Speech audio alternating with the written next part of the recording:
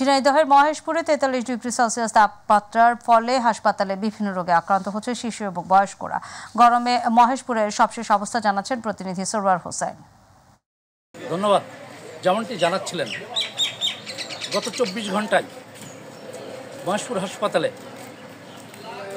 80-র উপরে রোগীর সংখ্যা ভর্তি হয়েছে।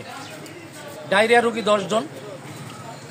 অন্যান্য যে আসলে শিশু এবং বয়োবৃদ্ধরা, তাপমাত্রা যত বাড়ছে তত রোগীর সংখ্যা হাসপাতালে বাড়ছে। হাসপাতাল সূত্র আমাদের যেমনটি আসলে জানাচ্ছে যে পরিমাণ তাপদাহ, আমাদের আসন সংখ্যা 50, অথচ রোগীর সংখ্যা আরও বেশি। এইভাবে যদি আরও কয়েকদিন এই টানা তাপদাহ চলতে থাকে, হাসপাতালের চিকিৎসা সেবা দিতে আমাদের হিমশিম খেতে হবে। আমরা আবহাওয়া অফিসে কথা বলেছি। গতকাল মহেশপুর উপজেলার আবহাওয়ার সর্বশেষ আপডেট ছিল 43 ডিগ্রি সেলসিয়াস।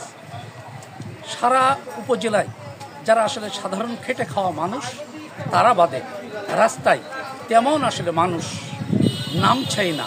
যারা আসলে ঘরের বাইরে নামছে, বিশেষ প্রয়োজনে তারা আবার ঘরমুখ হচ্ছে। এই ছিল মহেশপুর উপজেলার সর্বশেষ তাপদাহের খবর। সরওয়ার হোসেন, মহেশপুর। সরওয়ার, আপনাকে ধন্যবাদ।